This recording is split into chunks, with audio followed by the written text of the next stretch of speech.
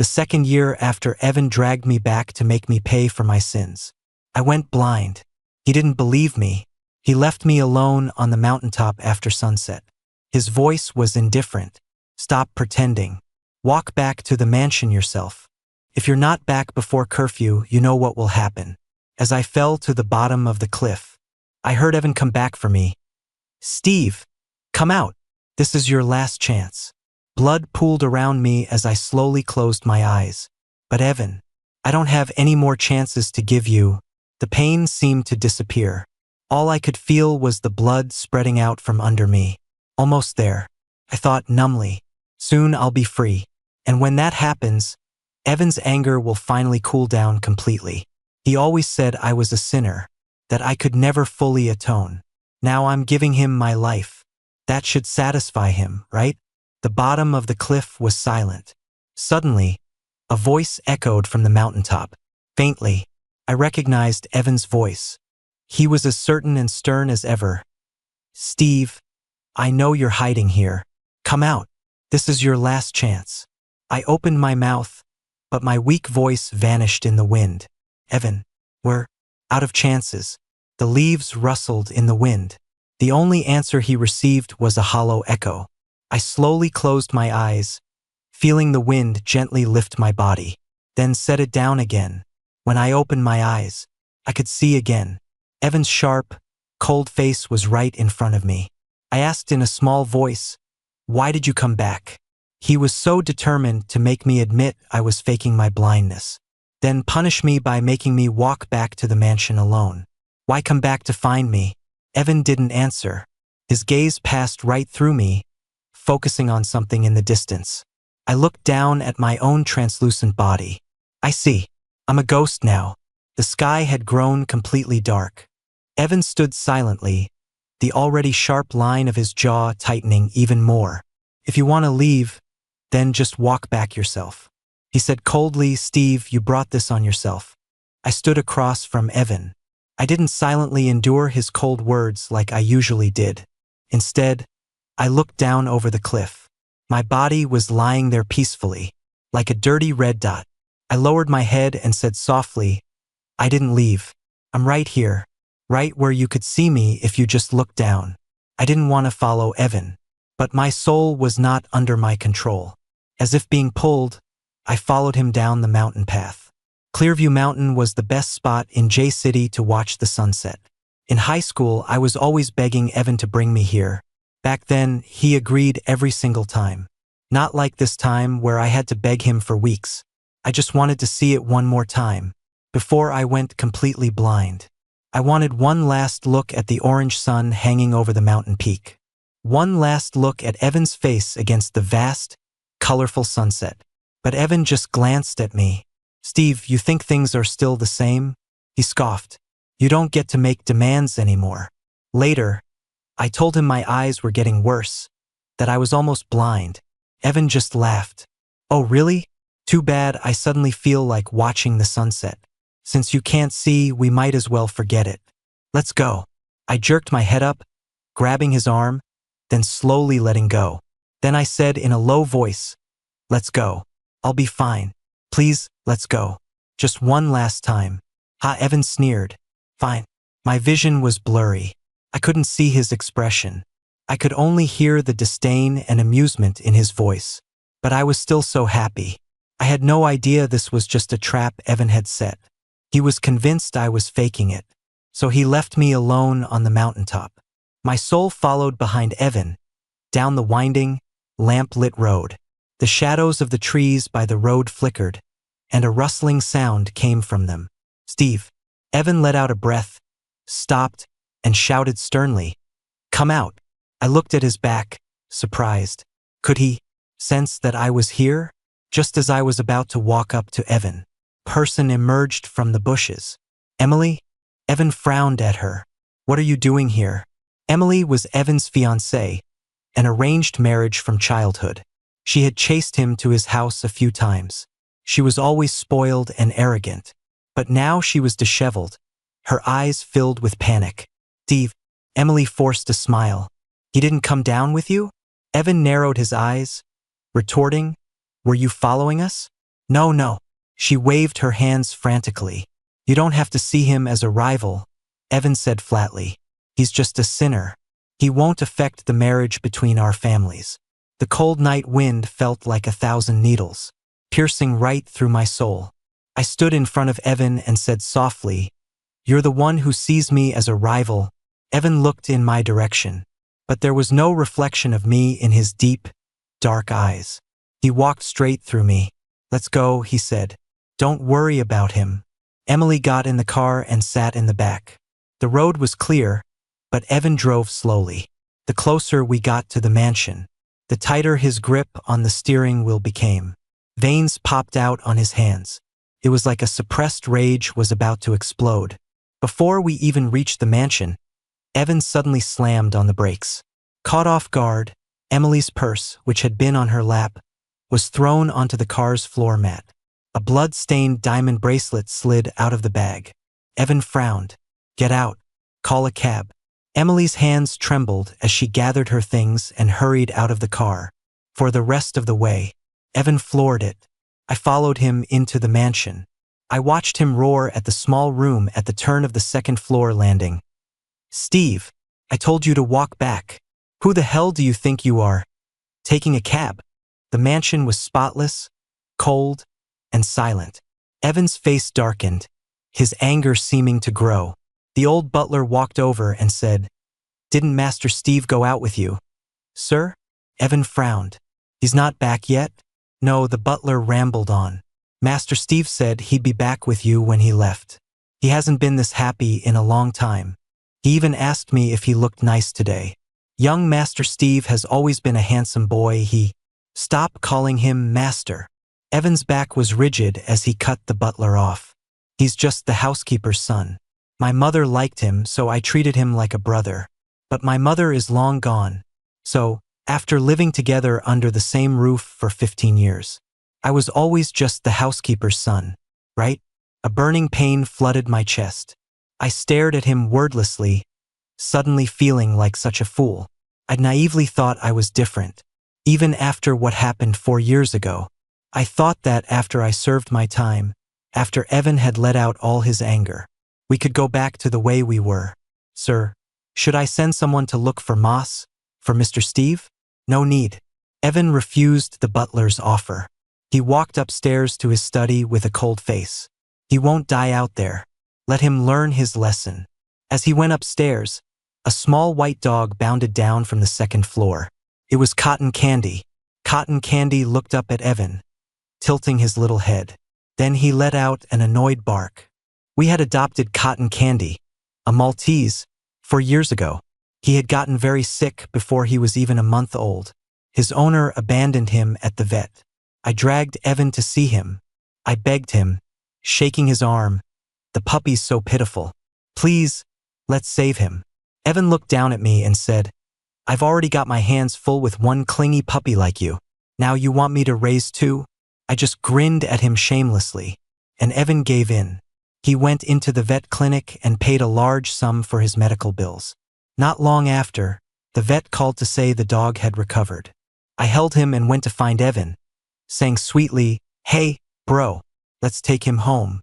But, can you tell your mom that you're the one who wanted him?" But in the end, Evan's mom kept Cotton Candy because she knew I liked him. She was a wonderful person, kind and gentle, and so tolerant of me. Sometimes Evan and I would skip class to take the dog to the beach, and the 3 of us would come back covered in mud. She never got mad. She'd just laugh and tell us to go take a shower, then place a freshly baked cake on the dining table for us to eat together. But then, "Shut up. You bark again, and you can get out of this house too." Evan yelled at Cotton Candy, then slammed the study door shut. The little dog whimpered and actually looked over at me. I squatted down, wanting to pet him but unable to touch him. I could only whisper, "It's okay, Cotton Candy. You miss me, don't you? But what can I do? You probably won't ever see me again." The little dog didn't understand death. He was just confused about why Evan had taken me out, but hadn't brought me home. Cotton Candy wouldn't give up. He trotted over on his short legs and started scratching at the study door. He pawed and barked, as if he were lodging a complaint. Suddenly, A heavy object hit the door from inside with a loud thud. Cotton Candy was terrified. He tucked his tail between his legs and fled to the end of the second-floor hall. I passed through the door. I saw the thick dictionary that had fallen behind it. On the open title page, 2 names were written. Evan's first, Steve's right after. He had given me the dictionary. My 15-year-old self had childishly written my name right next to his, as if that could bring me closer to the person I loved. The phone on the desk vibrated. Evan answered. Mr. Miller. The voice on the other end was faint, asking about Emily's whereabouts. Evan's tone was distant. Sorry, I'm not sure. The person on the other end spoke for a while longer. His patience wore out.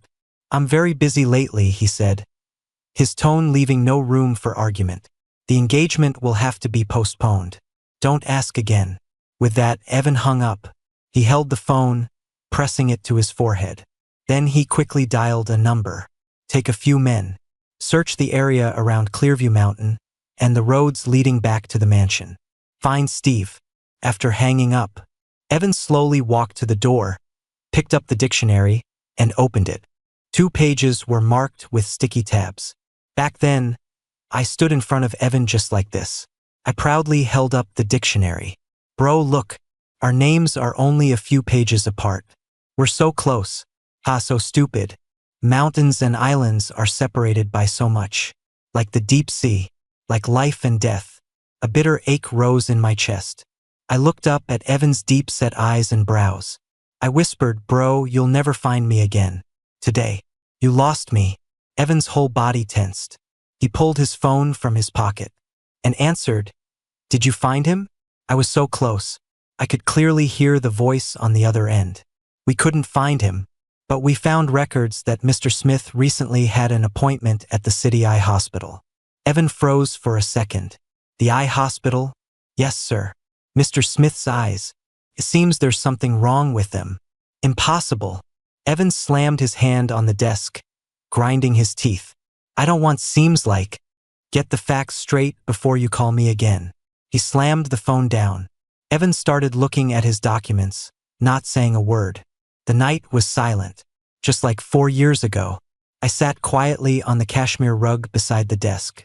Back then, Evan was 2 grades ahead of me, buried in schoolwork. He would study and do practice problems at his desk. And I would be on this rug, lost in a book or occasionally causing trouble. When a story moved me to tears, Evan would sigh and bring me a tissue. Then he'd tease me for being childish. The nights were just as quiet back then. Even the scent of magnolia blossoms drifting in through the window hadn't changed. Only we had. My throat ached. A warm tear streamed down my cheek. See? Now he would never come to wipe my tears away again. Evan finally threw the file in his hands onto the desk. For the past half an hour, he had been frowning at the very same page. Evan suddenly let out a cold laugh.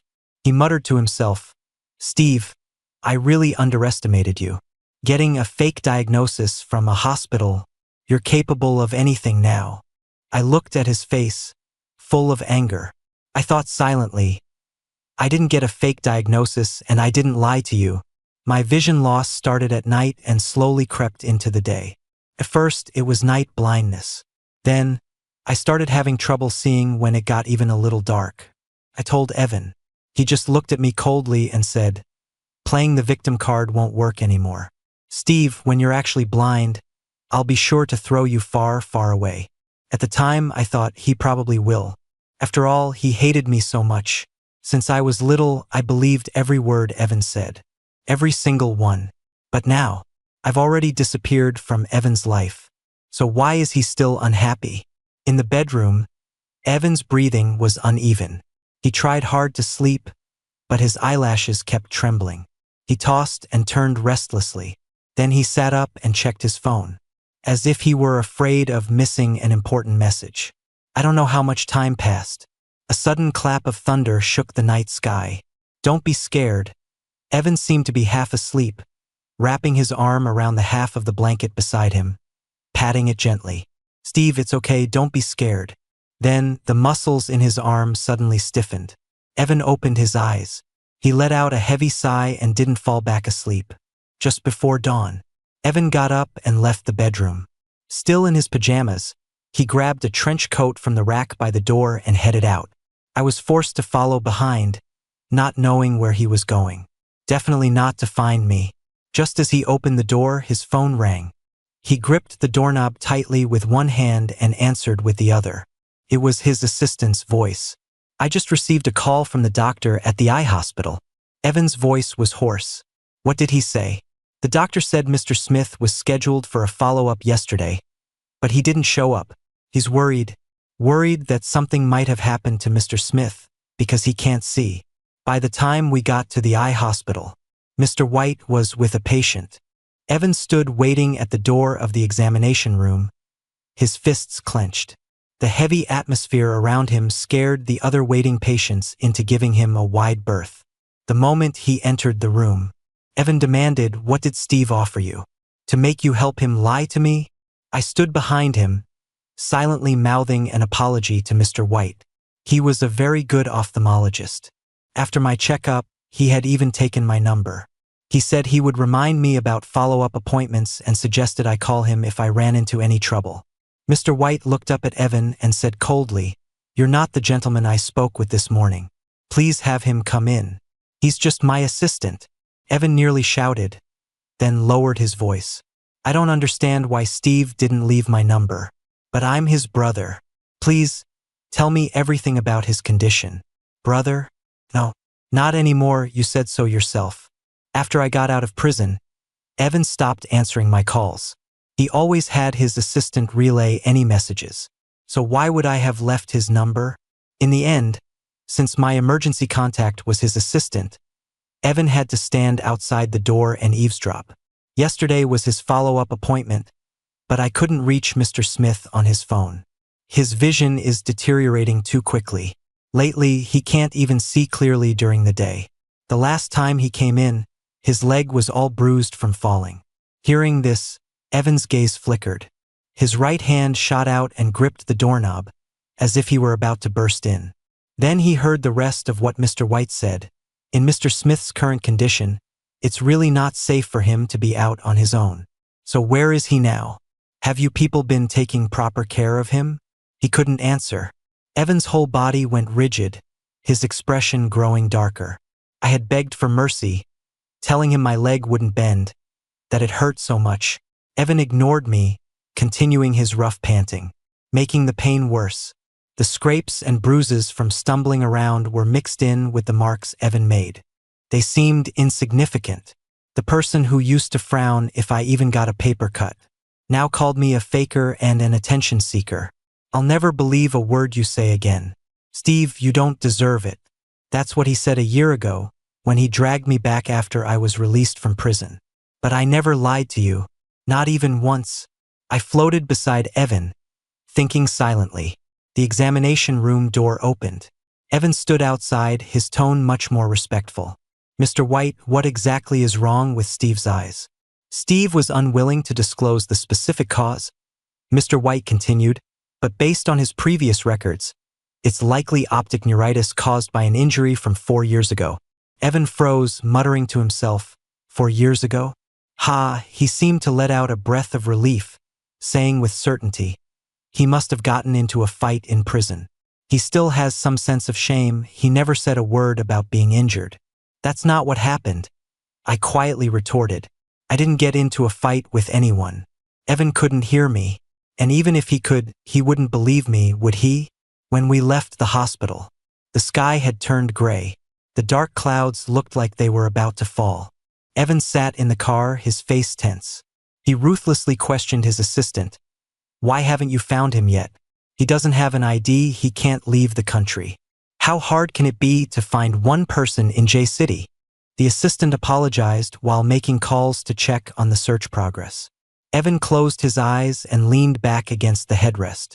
He bent his knuckles and pressed them against his brow. The wrinkles there hadn't even smoothed out. He took out his phone and opened the search page. I saw him type, "optic neuritis." The page refreshed. I saw many results. Rapid vision loss, pain in the eye socket, pain with eye movement, can lead to blindness. Evan's finger swiped faster and faster. He skimmed past long blocks of text, then scrolled back up to reread them. He suddenly turned off the screen. He said urgently to his assistant, "Turn around and go to South City Prison. Now." I flinched. Even after a year, the name South City Prison still terrified me. I stared out the window, wondering, I wonder if I'm dead already. It would be better if I were.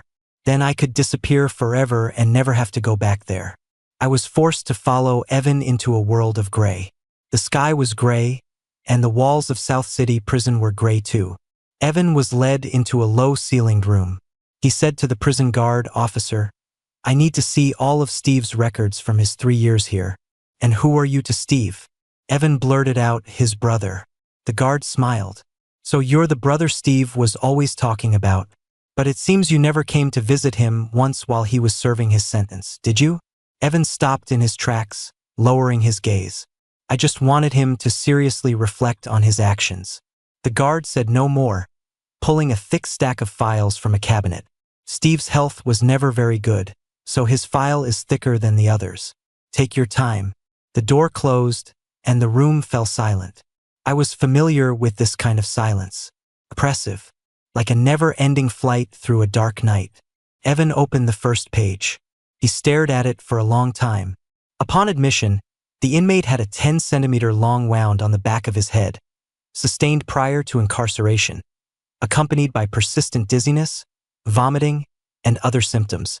He was later sent for medical treatment and diagnosed with an intracranial hemorrhage, receiving conservative treatment in the hospital. The page included a hospital discharge summary. It read, "Patient refused surgery and was informed of the multiple potential complications of the blood clot, including but not limited to pressure affecting the central nervous system for speech, motor functions, vision, etc." Yes, I wasn't lucky enough to avoid the complications. Mr. White said, "My optic neuritis was caused by pressure from the blood clot. But if I had the surgery right after the injury, could have caused irreversible damage or even death. I wasn't afraid of dying, but I was afraid of causing more trouble for Evan while I was in prison." Evan turned the page. He saw the therapy records from the prison psychologist. The doctor asked, "How did you injure your head?" I remained silent, refusing to answer. The doctor asked again, "Why did you refuse the surgery?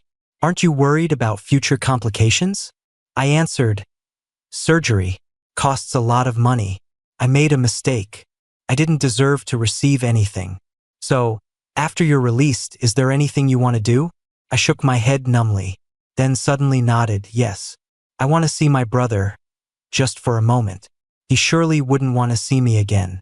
So I just needed to hide somewhere dark and sneak a peek at him. I hoped to see him healthy, to see him living a happy life. Evan deserved to start a new life, not to be in a place like this, investigating something so insignificant."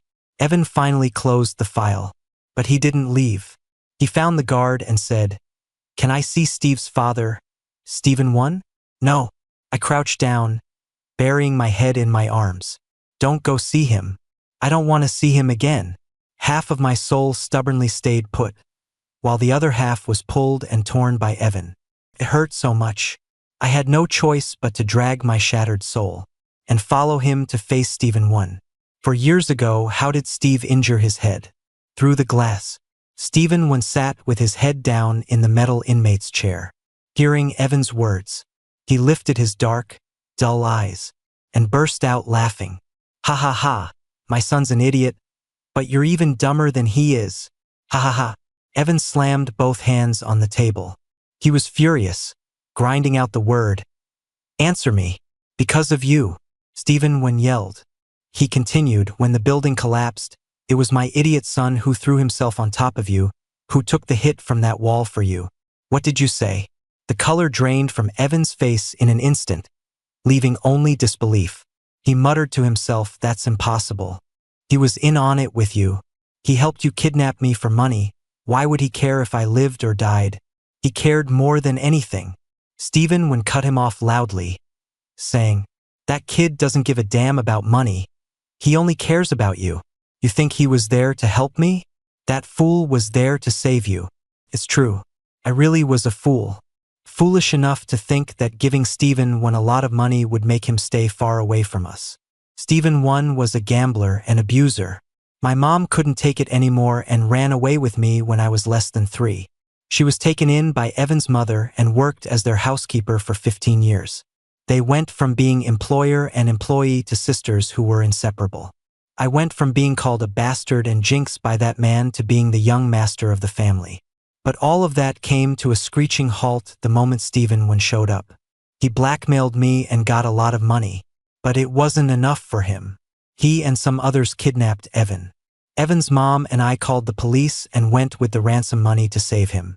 In the old factory, Evan was unconscious. The moment Stephen 1 took the money and ran, Evan scrambled up to chase him. I held him back, saying, "Don't. It's too dangerous. Let the police catch the bad guys. Your safety is the most important thing." I didn't have time to say it. The factory's dilapidated wall suddenly collapsed. Stephen 1 had seen the police approaching and rammed the structure with his car. I threw myself in front of Evan, but I couldn't protect his mother. An iron beam landed right on her head. Evan's father had died young. His mother was his only family. A senseless disaster, and he lost the only family he had left. I became a sinner and was thrown in jail. Stephen 1 was right. I really am a jinx. And Evan was right too. The crime I committed, a 3-year sentence, could never be enough to atone for it. Stephen 1 leaned back in his chair and said, "That kid was scared I'd find him and his mom, and even more scared I'd find out about you too. The second I mentioned you, he gave me the money, no questions asked. So easy to fool. What a waste of devotion. He cared so much about you, and you insisted he was my accomplice." Evan shuddered, his hands clenched into tight fists. Stephen 1 got up and leaned forward, hissing, "Oh, you're just figuring this out now? You haven't tortured that kid to death yet, have you? You might want to take it easy on him. If he dies, you'll never find anyone else in this world as devoted to you as he was." "Shut up," Evan roared, slamming a fist against the glass. "You shut your mouth." Stephen 1 laughed triumphantly as he was led away by the guards. A low rumble of thunder sounded in the sky, followed by a fine drizzle that splattered against the window pane. "It's wet." I wiped my eyes and saw Evan's face clearly. It was all wet. Evan gasped for breath, his hands braced on the table. He seemed to have lost some of his color. He had turned gray too. "Steve," Evan said in a choked voice, "where the hell did you run off to? Come back. I'll take you even if you're blind. I won't throw you away." His phone suddenly buzzed. Evan frantically answered it. "You found him, right?" The voice on the other end was muffled by the rain. Sounded noisy and low. "We found him, but I'm so sorry. Mr. Smith, he's already passed away." "What?" Evan's brow furrowed violently, but the sound that came out was like a gasp of air. He was suddenly furious. He yelled at the person on the phone, "You're lying. Keep looking. Go and keep looking for me." The person on the other end was silent for a few seconds, then said, "We found Mr. Smith at the foot of Clearview Mountain. By the time we arrived, he was no longer breathing." Evan's hands began to tremble violently. The phone fell to the floor. His eyes went vacant as he muttered to himself, "No, it can't be. Can't be. How is that possible?" I stood behind him. I watched his back slowly hunch over, shaking. Finally, he collapsed to his knees. The person on the phone was anxiously asking, "Are you all right? Where is he now?"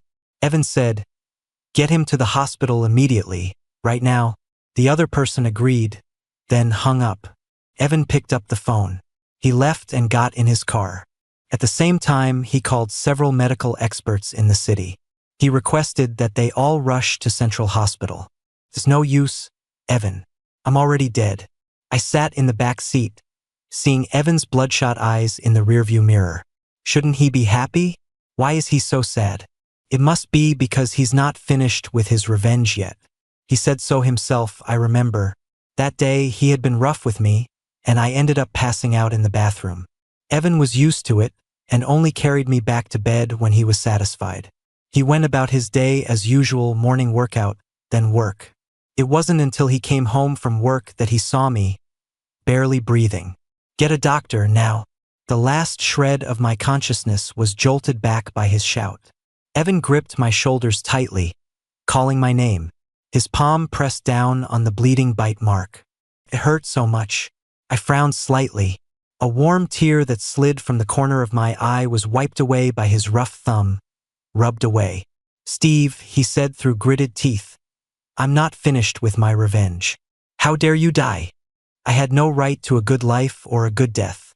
Because Evan hated me. He hated me for stopping him from chasing after Stephen 1. He hated that I was the son of his mother's killer. I don't blame him, because under the circumstances it really did look like we were working together. But now, I have nothing left to atone with. Evan, what more do you want? He sped all the way to the hospital entrance. His assistant came up to him, his face hesitant. Evan, are all the specialists here? Evan asked as he walked quickly towards the emergency room. Evan. The assistant stopped him, gesturing with his right hand. Mr. Smith, he's over here. He's been revived and moved to a room? Evan seemed very calm, but his hands, hanging by his sides, were trembling. I'd seen this reaction before. When Evan saw his mother lying in a pool of her own blood, the assistant shook his head, saying with difficulty, the specialists came and left, because Mr. Smith, lividity has already set in. It was too quiet. Even the sound of Evan's breathing was barely audible. He stood in a daze under a white fluorescent light. His face was illuminated, deathly pale. After a few minutes, he slowly started to move, walking towards the room at the end of the hall. The air grew colder. Evan's feet felt as if they were slowly freezing. His pace became slower and slower. The door opened. I saw my own faint outline under the white sheet. Evan followed me in. He lifted the white cloth and gently touched my face. In a gentle tone I hadn't heard in so long I'd almost forgotten it. He said, Steve, wake up. You don't have to keep your eyes closed just because you can't see. I'll get the best doctors in the world to cure you. The person under the sheet had their eyes tightly closed, as if truly in a peaceful sleep. So Evan braced his hands on either side of the narrow gurney. He leaned down, looking into my now cold eyes, and said, I'm sorry, Steve. I know everything now. You went there that day to save me, didn't you? You were injured that day, that's why you can't see now. It's all my fault. I shouldn't have disbelieved you, I shouldn't have. Evan couldn't go on. The muscle in his cheek twitched, his throat worked. He seemed to be enduring an intense pain. Thunder rumbled outside, and the rain grew heavier. It's thundering, Evan said softly. Steve was always so scared of thunder. He'd wake up in the middle of the night and sneak into my bed with his pillow. Now, he choked up, his voice becoming a whisper. Why are you so quiet? As night fell, Evan remained motionless beside the body, like a gray, decaying old statue. It wasn't until a police officer knocked and entered that he moved. Evan, we extracted DNA from another person under Mr. Smith's fingernails. Our initial assessment is that he didn't fall by accident. In that regard, is there anyone suspicious in your circle? Evan froze. His gaze slowly moved to my graying fingertips. I followed his gaze. My memory instantly flashed back to the day I fell. After Evan left, a strong wind blew across the mountaintop. I took out my phone and fumbled to turn on the flashlight. The next moment, the phone was snatched from my hand. It was too dark.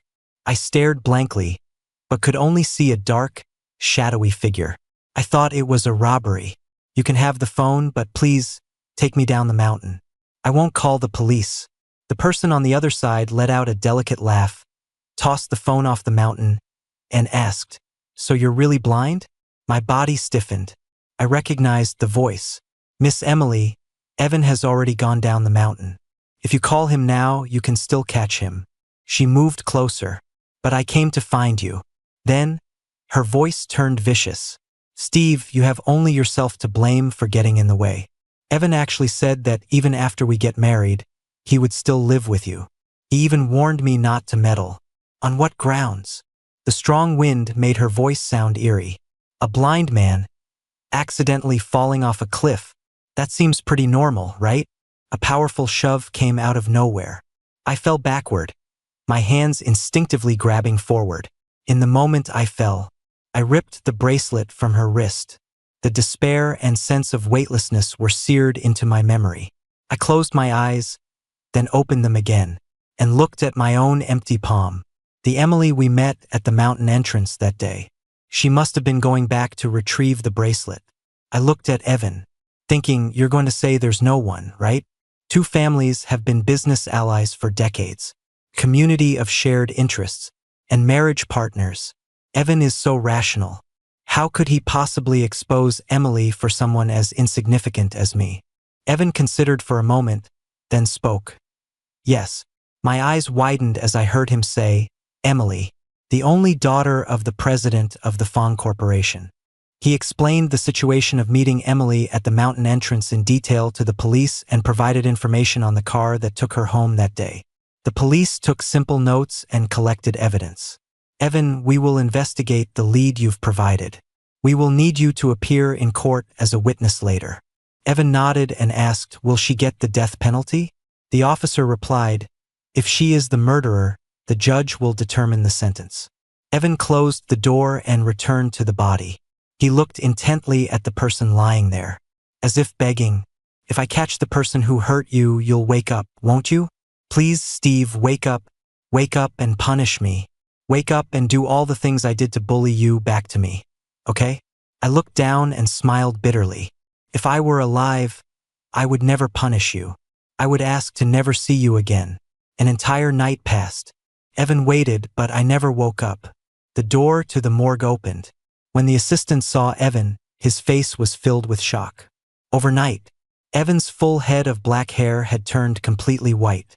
He turned his head, his voice so hoarse it was barely audible. What is it? The police officer behind the assistant walked in. Evan, please come with us to the station to assist with the investigation. Have you caught Emily? Evan asked. The suspect claims she was instructed by someone else and has identified you as the mastermind behind Mr. Smith's murder. The officer unfolded an arrest warrant in front of him and continued, now, please come with us.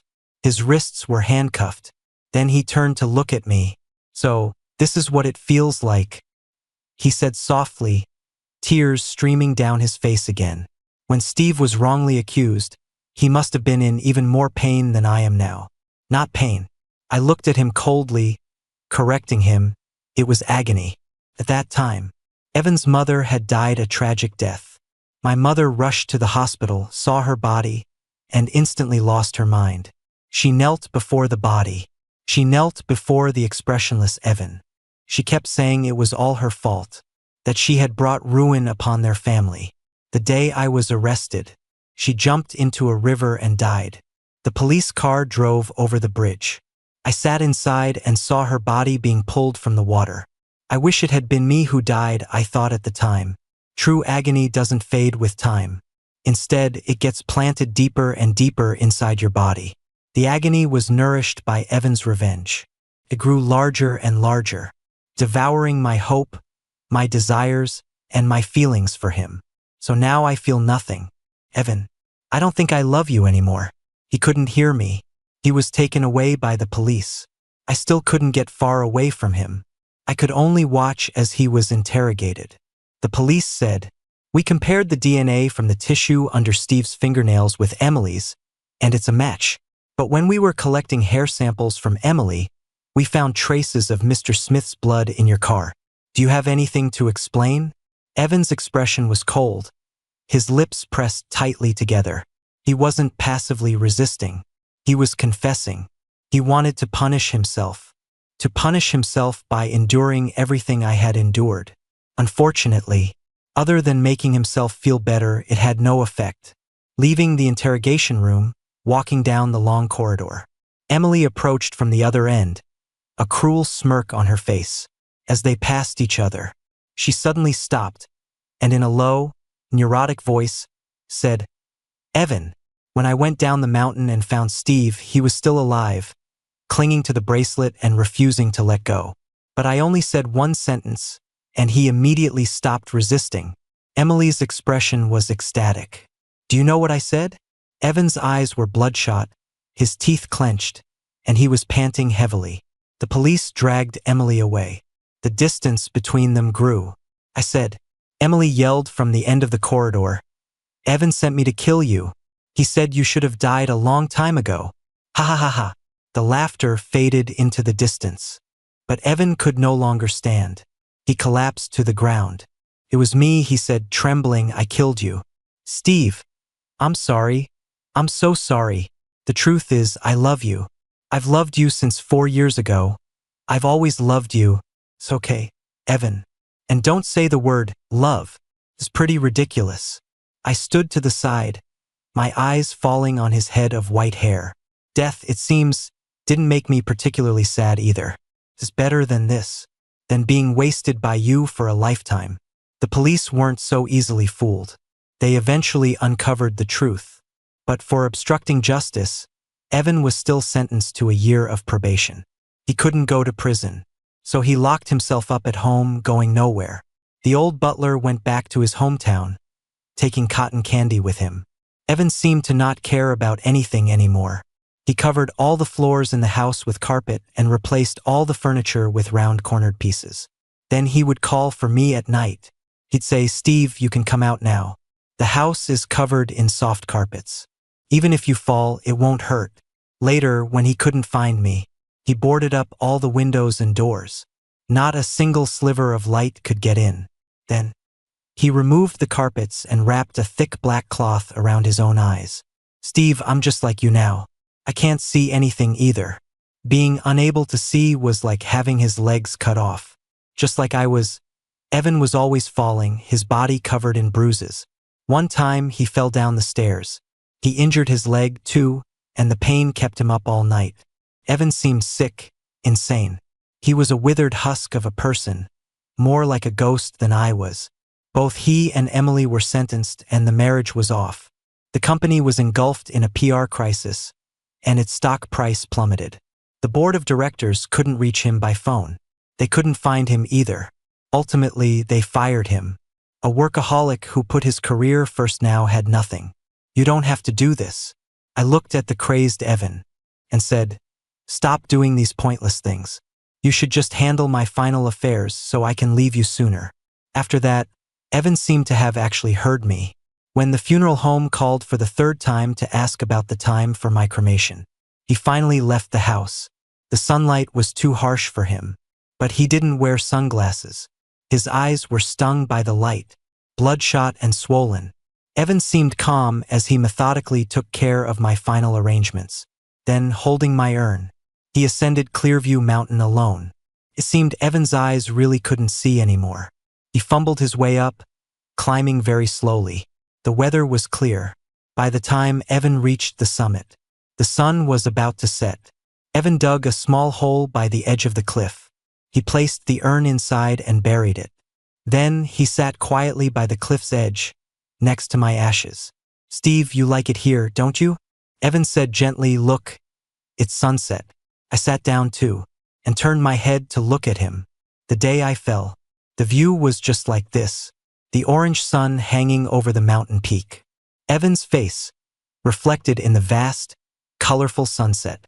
That day, he didn't even glance at me. He just asked coldly, is it beautiful? I stared at his profile without blinking, and foolishly said, beautiful. He was asking about the scenery, but I was talking about him. But today, I just want to properly look at the view before me. It's so beautiful. I smiled, thinking, this world is truly beautiful. If I can be reincarnated as a person in my next life, I want to see the world properly, instead of just following closely behind one person. With my ashes buried, my soul gradually grew lighter. Finally, it was time to leave. The sun sank, gradually swallowed by the horizon. On the darkening mountaintop, the wind picked up again. I was slowly lifted into the sky by the wind. I saw Evan stand up, stumbling, getting closer and closer to the cliff. Steve, wait for me, okay? With that, he opened his arms. Like a thin, withered leaf, he fell towards the bottom of the cliff, and I went in the complete opposite direction from him, flying higher and higher. until I flew into a blindingly bright light. Steve, Steve. My feet touched solid ground. I followed the sound of the voices, and sure enough, I saw my mom. Next to her was another person, Evan's mom. They were arm in arm, as close and wonderful as they were in life. I ran over and hugged them. Let's go together, Mom said. I smiled and nodded, and walked forward with them. Just as we were about to enter a large golden gate, I stopped and looked back. Then I let out a long sigh of relief. No one had followed. From now on, Evan and I will probably never meet again,